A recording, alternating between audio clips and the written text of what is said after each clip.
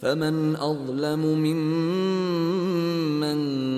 كذب على الله وكذب بالصدق إذ جاءه أليس في جهنم مثوى للكافرين والذي جاء بالصدق وصدق به أولئك هم المتقون لهم ما يشاءون عند ربهم ذلك جزاء المحسنين ليكفر الله عنهم أسوأ الذي عملوا ويجزيهم أجرهم بأحسن الذي كانوا يعملون أليس الله بكاف عبده ويخوفونك بالذين من دونه ومن يضلل الله فما له من هاد ومن يهد الله فما له من مضل أليس الله بعزيز ذي انتقام ولئن سألتهم من خلق السماوات والأرض ليقولن الله قل أفرأيتم ما تدعون من دون الله إن أرادني الله بضر هل هن كاشفات ضره أو أرادني برحمة هل هن ممسكات رحمته قل حسبي الله عليه يتوكل المتوكلون قل يا قوم اعملوا على مكانتكم إني عامل فسوف تعلمون من يأتيه عذاب يخزيه ويحل عليه عذاب مقيم إنا أنزلنا عليك الكتاب للناس بالحق فمن اهتدى فلنفسه ومن ضل فإنما يضل عليها وما أنت عليهم بوكيل الله يتوفى الأنفس حين موتها والتي لم تمت في منامها فيمسك التي قضى عليها الموت ويرسل الأخرى إلى أجل مسمى إن في ذلك لآيات لقوم يتفكرون أم اتخذوا من دون الله شفعاء قل أولو كانوا لا يملكون شيئا ولا يعقلون قل لله الشفاعة جميعا له ملك السماوات والأرض ثم إليه ترجعون وإذا ذكر الله وحده اشمأزت قلوب الذين لا يؤمنون بالآخرة وإذا ذكر الذين من دونه إذا هم يستبشرون قل اللهم فاطر السماوات والأرض عالم الغيب والشهادة أنت تحكم بين عبادك فيما كانوا فيه يختلفون ولو أن للذين ظلموا ما في الأرض جميعا ومثله معه لافتدوا به من سوء العذاب يوم القيامة وبدا لهم من الله ما لم يكونوا يحتسبون وبدا لهم سيئات ما كسبوا وحاق بهم ما كانوا به يستهزئون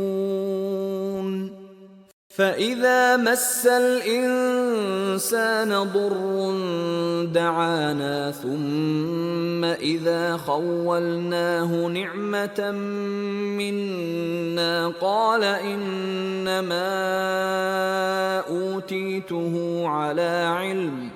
بل هي فتنة ولكن أكثرهم لا يعلمون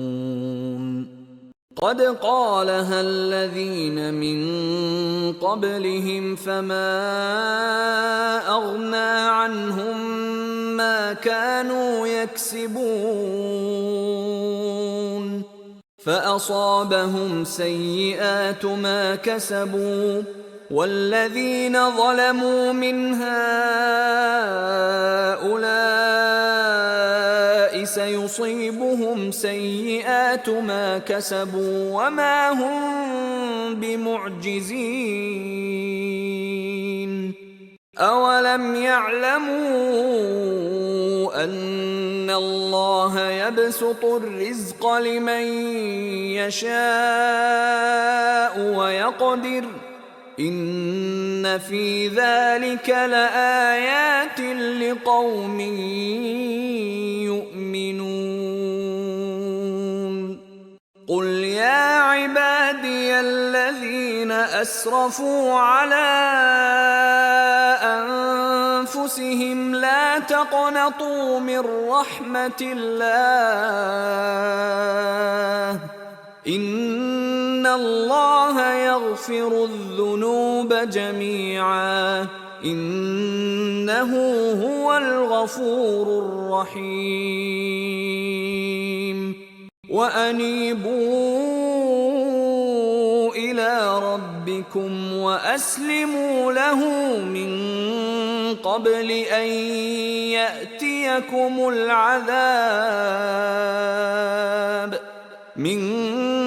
قبل أن يأتيكم العذاب ثم لا تنصرون واتبعوا أحسن ما أنزل إليكم من ربكم من قبل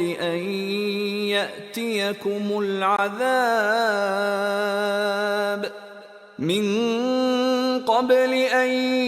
يأتيكم العذاب بغتة وأنتم لا تشعرون أن تقول نفس يا حسرة على ما فرطت في جنب الله وإن كنت لمن الساخرين أو تقول لو أن الله هداني لكنت من المتقين أو تقول حين ترى العذاب لو أن لي كرة فأكون من المحسنين بلى قد جاءتك آياتي فكذبت بها واستكبرت وكنت من الكافرين ويوم القيامة ترى الذين كذبوا على الله وجوههم مسودة أليس في جهنم مثوى للمتكبرين وينجي الله الذين اتقوا بمفازتهم لا يمسهم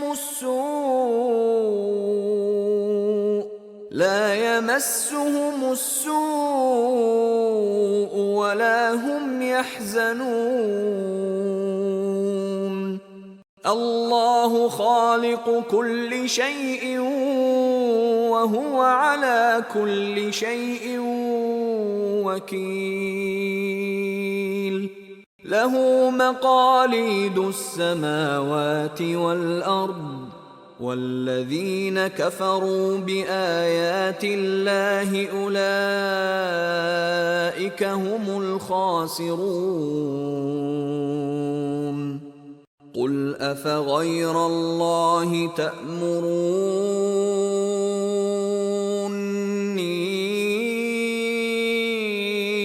أعبد أيها الجاهلون ولقد أوحي إليك وإلى الذين من قبلك لئن أشركت ليحبطن عملك ولتكونن من الخاسرين بل الله فاعبد وكن من الشاكرين وما قدروا الله حق قدره والأرض جميعا قبضته يوم القيامة والسماوات مطويات بيمينه سبحانه وتعالى عما يشركون ونفخ في الصور فصعق من في السماوات ومن في الأرض إلا من شاء الله ثم نفخ فيه أخرى فإذا هم قيام ينظرون وأشرقت الأرض بنور ربها ووضع الكتاب وجيء بالنبيين والشهداء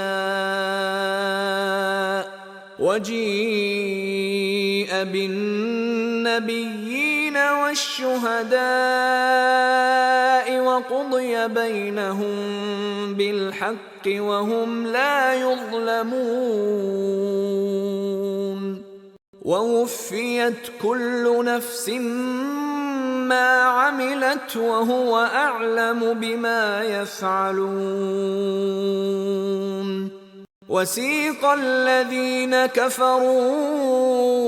إلى جهنم زمرا حتى إذا جاءوها فتحت أبوابها وقال لهم خزنتها ألم يأتكم رسل منكم يتلون عليكم آيات ربكم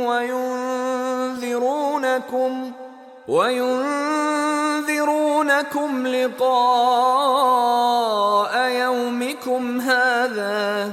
قالوا بلى ولكن حقت كلمة العذاب على الكافرين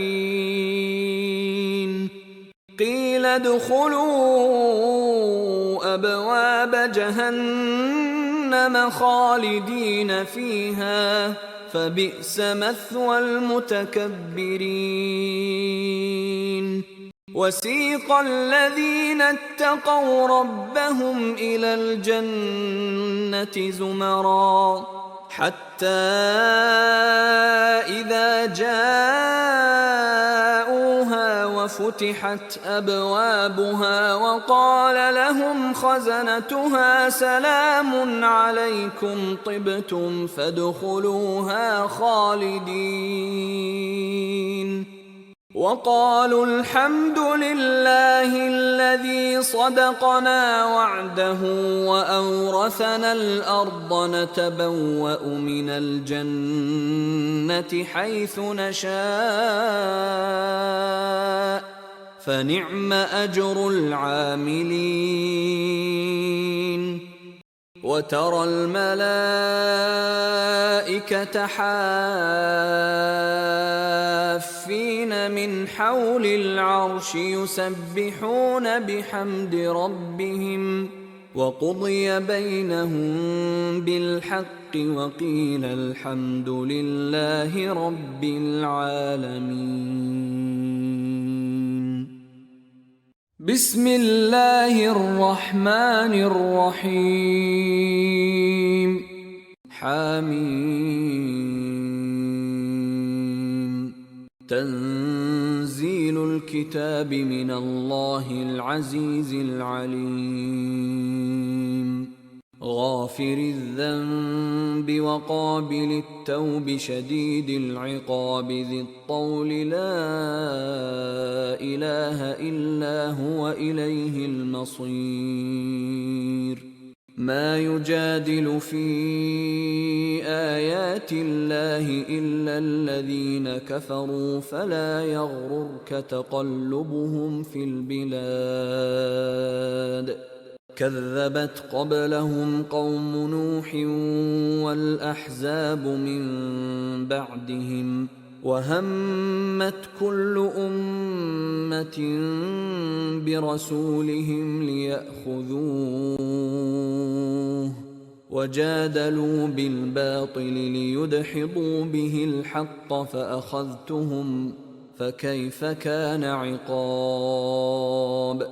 وكذلك حقت كلمة ربك على الذين كفروا أنهم أصحاب النار. الذين يحملون العرش ومن حوله يسبحون بحمد ربهم ويؤمنون به ويستغفرون للذين آمنوا ربنا وسعت كل شيء رحمة وعلما فاغفر للذين تابوا واتبعوا سبيلك وقهم عذاب الجحيم. ربنا وأدخلهم جنات عدن التي وعدتهم ومن صلح من آبائهم وأزواجهم وذرياتهم إنك أنت العزيز الحكيم. وقهم السيئات ومن تق السيئات يومئذ فقد رحمته وذلك هو الفوز العظيم. إن الذين كفروا ينادون لمقت الله أكبر من مقتكم أنفسكم إذ تدعون إلى الإيمان فتكفرون. قالوا ربنا أمتنا اثنتين وأحييتنا اثنتين فاعترفنا بذنوبنا فهل إلى خروج من سبيل. ذلكم بأنه إذا دعي الله وحده كفرتم وإن يشرك به تؤمنوا فالحكم لله العلي الكبير. هو الذي يريكم آياته وينزل لكم من السماء رزقا وما يتذكر إلا من ينيب.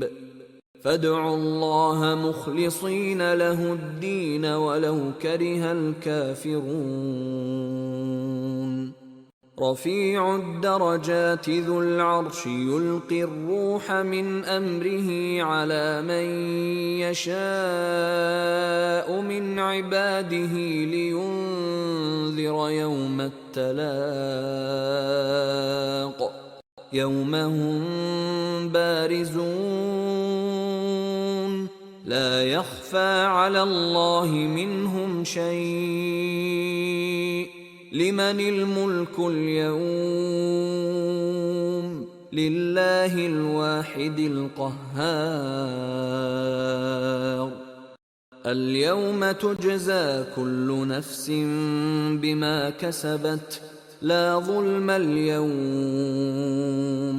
إن الله سريع الحساب وأنذرهم يوم الآزفة إذ القلوب لدى الحناجر كاظمين ما للظالمين من حميم ولا شفيع يطاع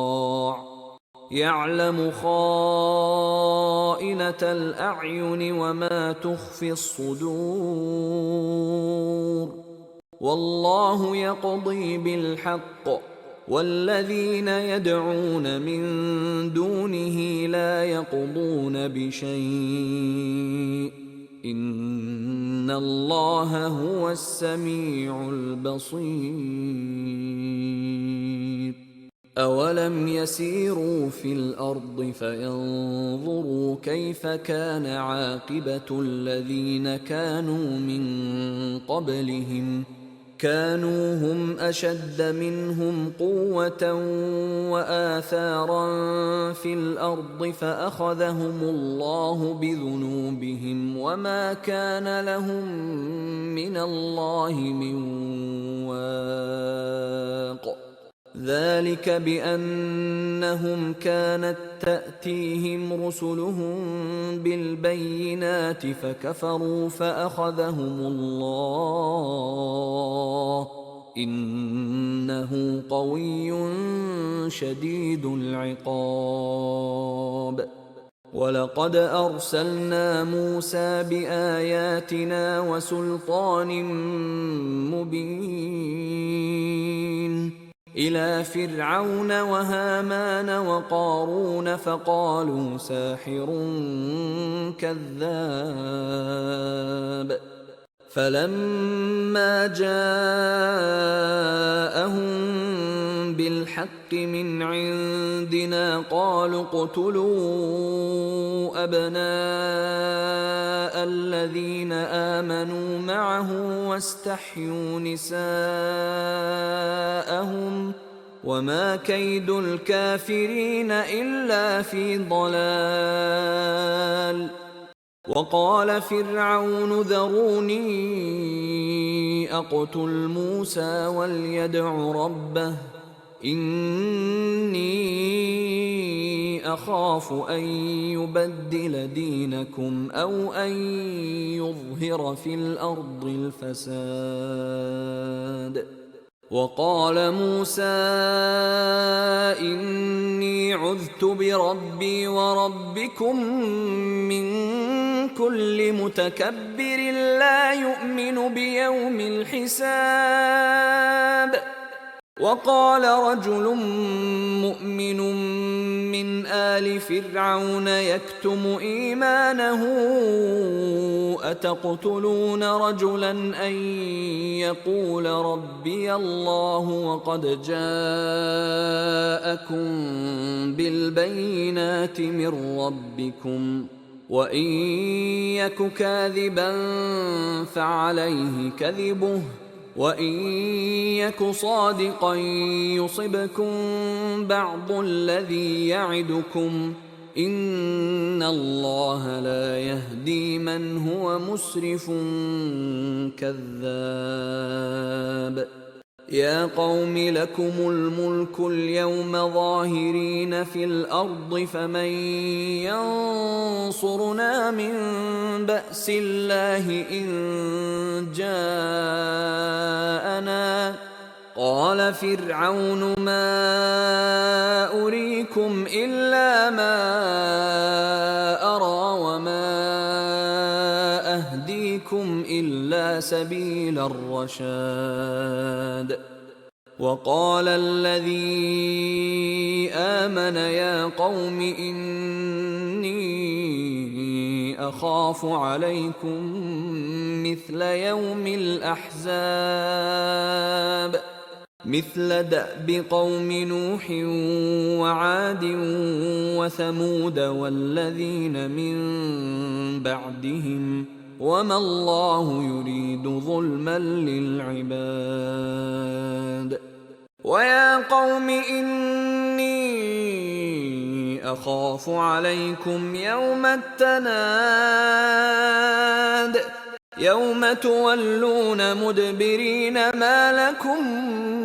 من الله من عاصم ومن يضلل الله فما له من هاد ولقد جاءكم يوسف من قبل بالبينات فما زلتم في شك مما جاءكم به حتى إذا هلك قلتم لن يبعث الله من بعده رسولا كذلك يضل الله من هو مسرف مرتاب الذين يجادلون في آيات الله بغير سلطان أتاهم كبر مقتا عند الله وعند الذين آمنوا كذلك يطبع الله على كل قلب متكبر جبار وقال فرعون يا هامان ابن لي صرحا لعلي أبلغ أسباب السماوات فأطلع إلى إله موسى وإني لأظنه كاذبا وكذلك زين لفرعون سوء عمله وصد عن السبيل وما كيد فرعون إلا في تباب وقال الذي آمن يا قوم اتبعون أهدكم سبيل الرشاد يا قوم إنما هذه الحياة الدنيا متاع وإن الآخرة هي دار القرار من عمل سيئة فلا يجزى إلا مثلها ومن عمل صالحا من ذكر أو أنثى وهو مؤمن فأولئك يدخلون الجنة يرزقون فيها بغير حساب ويا قوم ما لي أدعوكم إلى النجاة وتدعونني إلى النار تدعونني لأكفر بالله وأشرك به ما ليس لي به علم وأنا أدعوكم إلى العزيز الغفار لا جرم أن ما تدعونني إليه ليس له دعوة في الدنيا ولا في الآخرة وأن مردنا إلى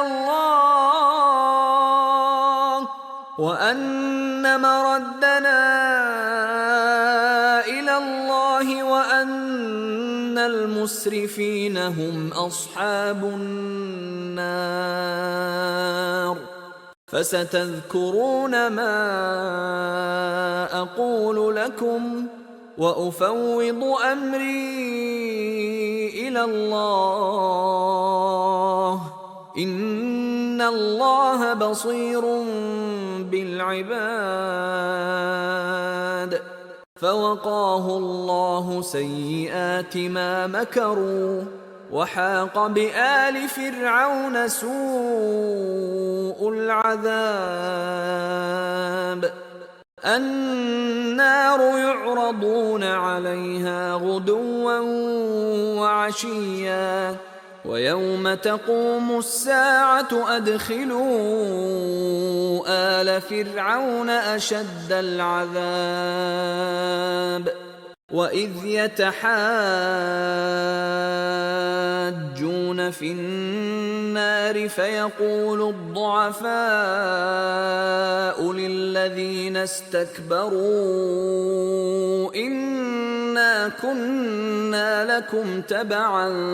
فهل أنتم مغنون عنا نصيبا من النار. قال الذين استكبروا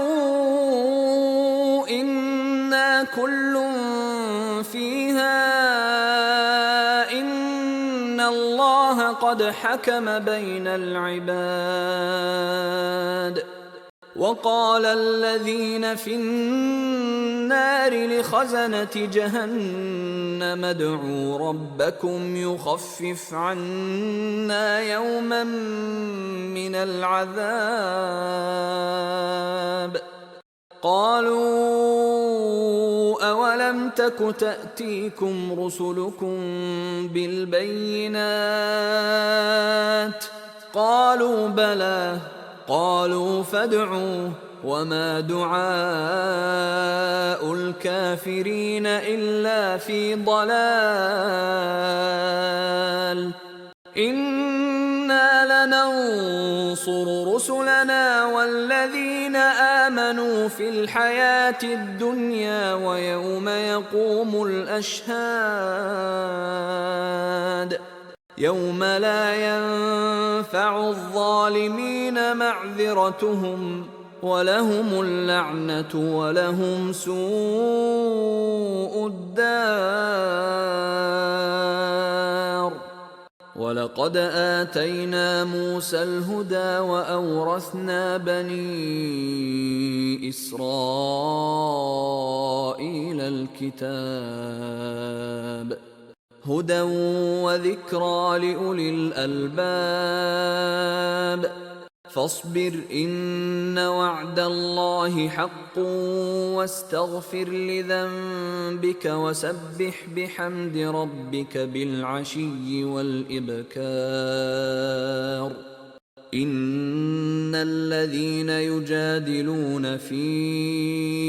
آيات الله بغير سلطان أتاهم إن في صدورهم إلا كبر ما هم ببالغيه فاستعذ بالله إنه هو السميع البصير. لخلق السماوات والأرض أكبر من خلق الناس ولكن أكثر الناس لا يعلمون. وما يستوي الأعمى والبصير والذين آمنوا وعملوا الصالحات ولا المسيء قليلا ما تتذكرون. إن الساعة لآتية لا ريب فيها ولكن أكثر الناس لا يؤمنون.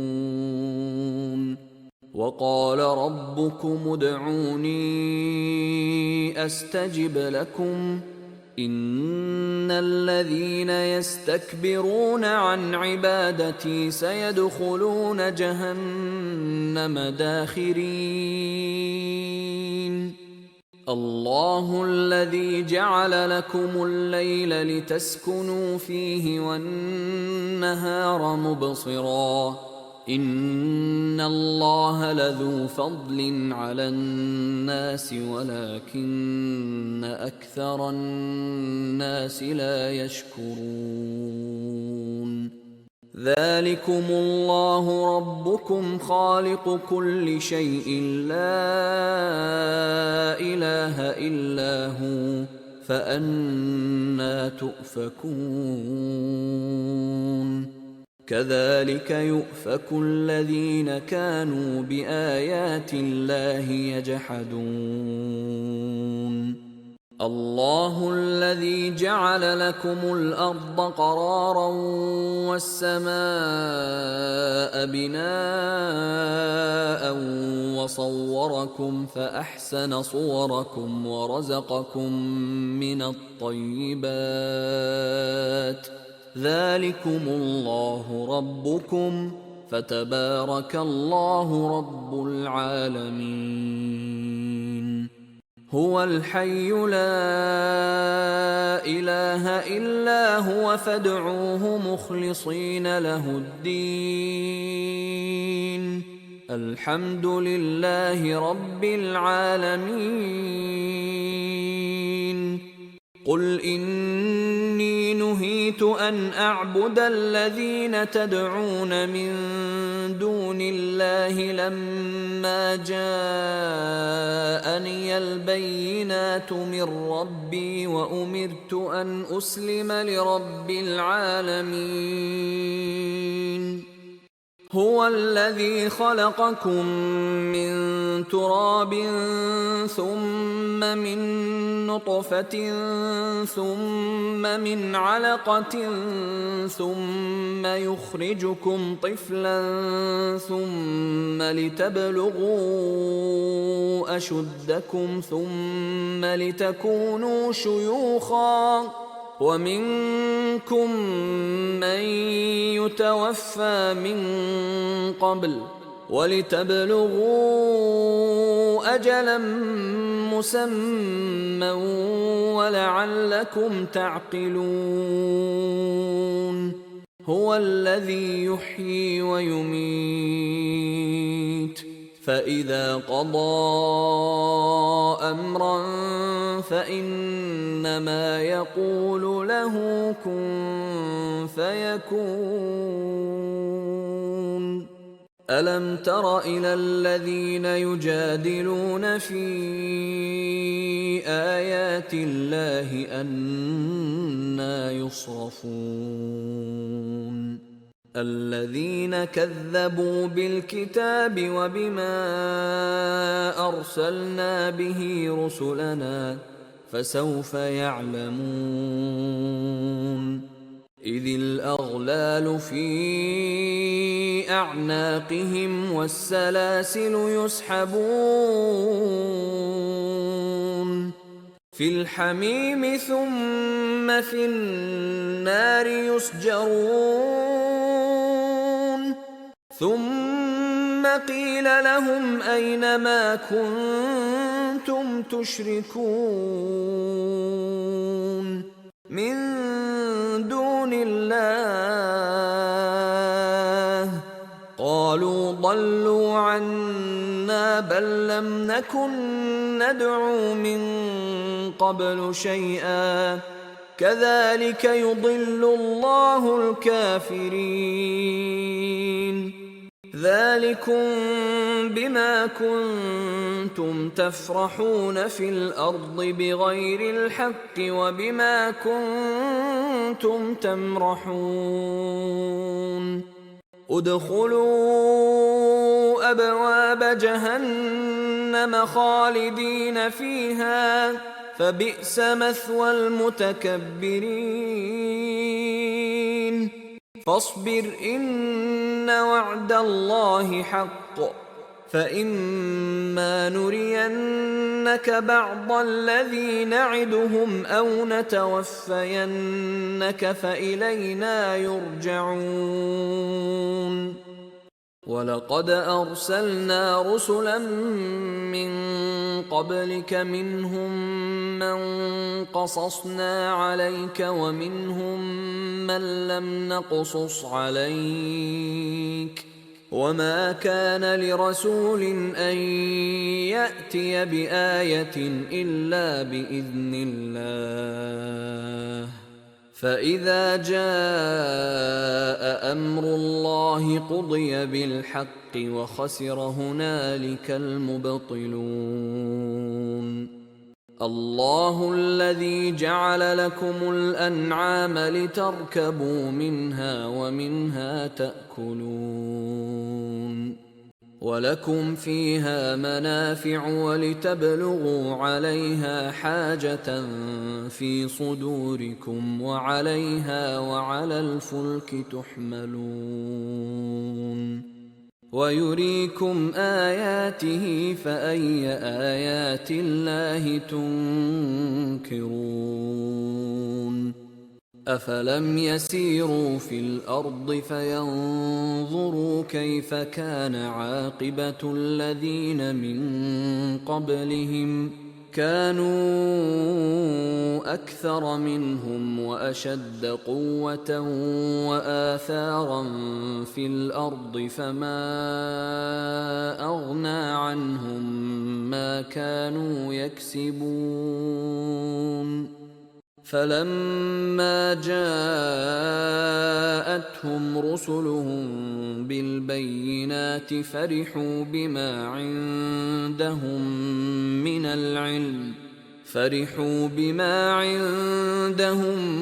من العلم وحاق بهم ما كانوا به يستهزئون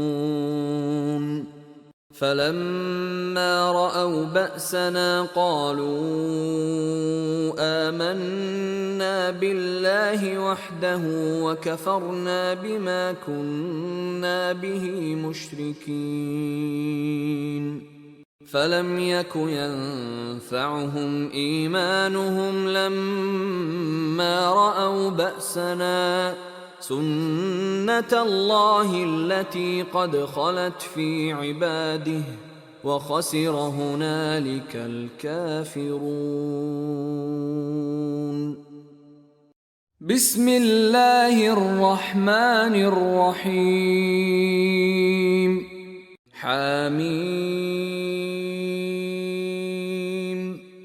تنزيل من الرحمن الرحيم كتاب فصلت آياته قرآنا عربيا لقوم يعلمون بشيرا ونذيرا فأعرض أكثرهم فهم لا يسمعون وقالوا قلوبنا في أكنة مما تدعونا إليه وفي آذاننا وقر ومن بيننا وبينك حجاب فاعمل إننا عاملون قل إنما أنا بشر مثلكم يوحى إلي أنما إلهكم إله واحد فاستقيموا إليه واستغفروه وويل للمشركين الذين لا يؤتون الزكاة وهم بالآخرة هم كافرون إن الذين آمنوا وعملوا الصالحات لهم أجر غير ممنون قل أئنكم لتكفرون بالذي خلق الأرض في يومين وتجعلون له أندادا ذلك رب العالمين وجعل فيها رواسي من فوقها وبارك فيها وقدر فيها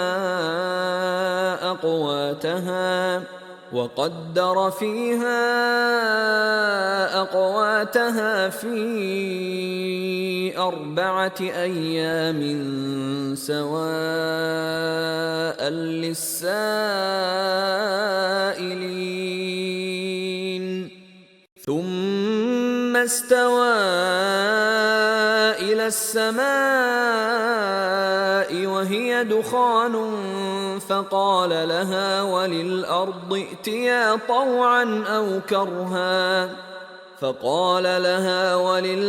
ائتيا طوعا أو كرها قالتا أتينا طائعين فقضاهن 7 سماوات في يومين وأوحى في كل سماء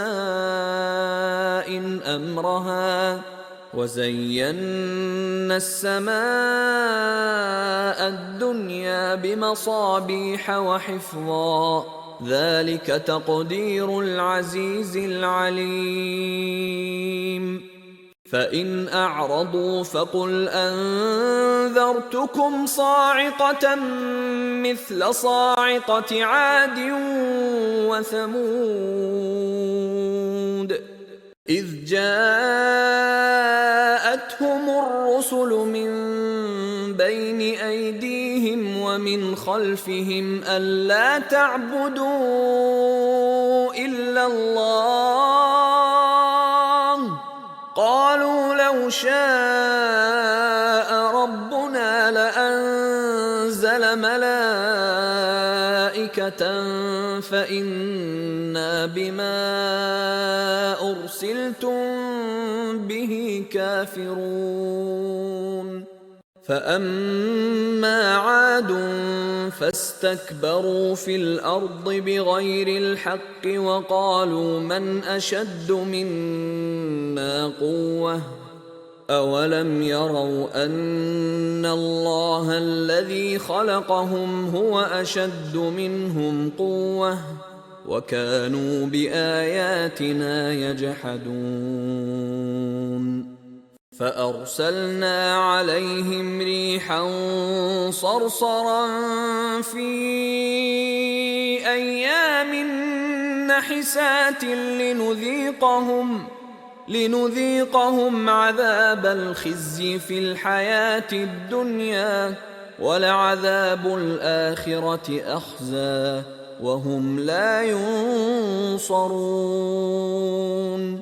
وأما ثمود فهديناهم فاستحبوا العمى على الهدى فأخذتهم صاعقة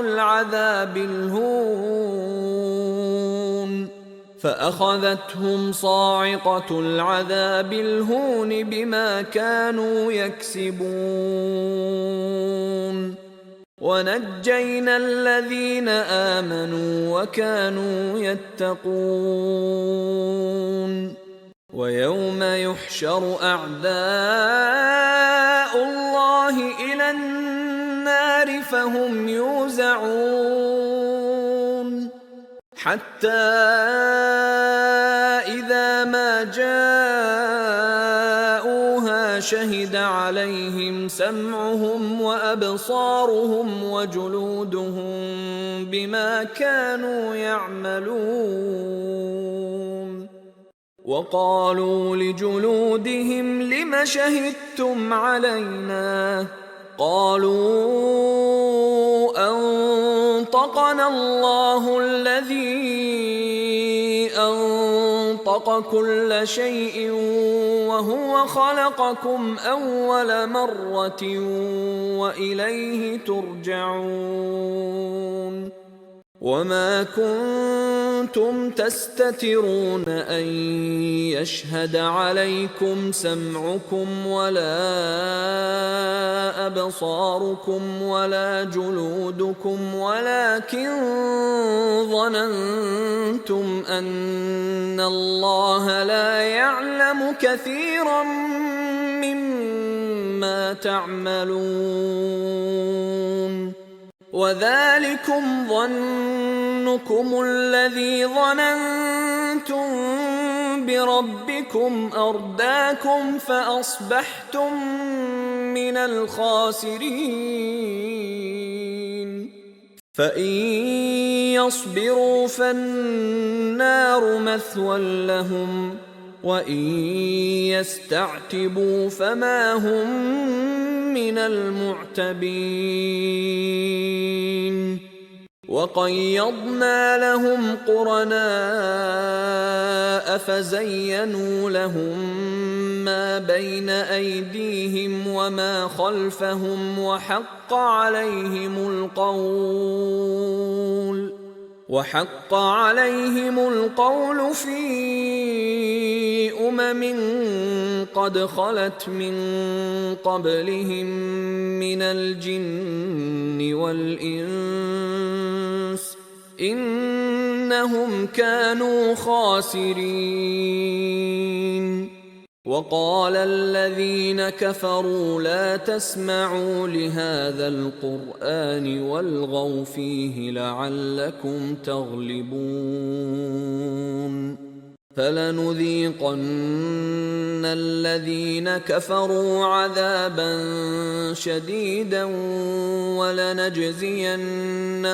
أسوأ الذي كانوا يعملون ذلك جزاء أعداء الله النار لهم فيها دار الخلد جزاء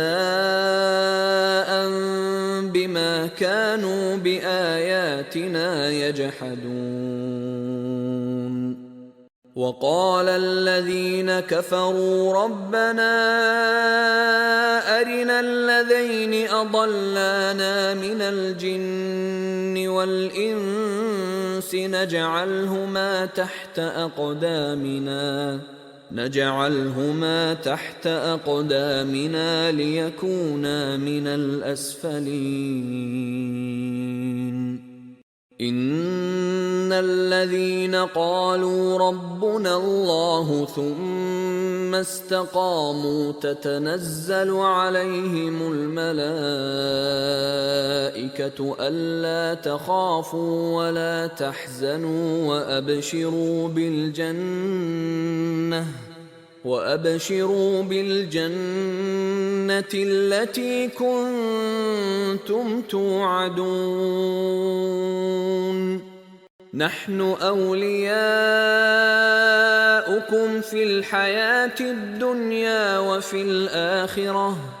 ولكم فيها ما تشتهي أنفسكم ولكم فيها ما تدعون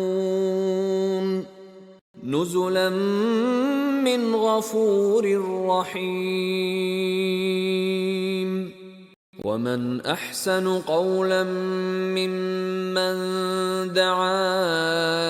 إلى الله وعمل صالحا وقال إنني من المسلمين ولا تستوي الحسنة ولا السيئة ادفع بالتي هي أحسن فإذا الذي بينك وبينه عداوة كأنه ولي حميم وما يلقاها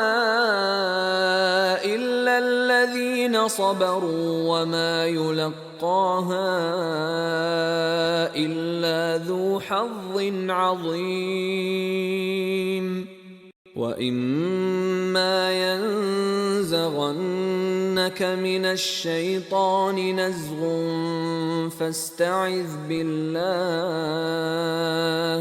إنه هو السميع العليم ومن آياته الليل والنهار والشمس والقمر لا تسجدوا للشمس ولا للقمر واسجدوا لله الذي خلقهن إن كنتم إياه تعبدون فإن استكبروا فالذين عند ربك يسبحون له بالليل والنهار وهم لا يسأمون ومن آياته أنك ترى الأرض خاشعة فإذا أنزلنا عليها الماء اهتزت وربت إن الذي أحياها لمحيي الموتى إنه على كل شيء قدير إن الذين يلحدون في آياتنا لا يخفون علينا أفمن يلقى في النار خير أم من يأتي آمنا يوم القيامة اعملوا ما شئتم إنه بما تعملون بصير إن الذين كفروا بالذكر لما جاءهم وإنه لكتاب عزيز لا يأتيه الباطل من بين يديه ولا من خلفه تنزيل من حكيم حميد ما يقال لك إلا ما قد قيل للرسل من قبلك إن ربك لذو مغفرة وذو عقاب أليم ولو جعلناه قرآنا أعجميا لقالوا لولا فصلت آياته أعجمي وعربي قل هو للذين آمنوا هدى وشفاء والذين لا يؤمنون في آذانهم وقر وهو عليهم عمى أولئك ينادون من مكان بعيد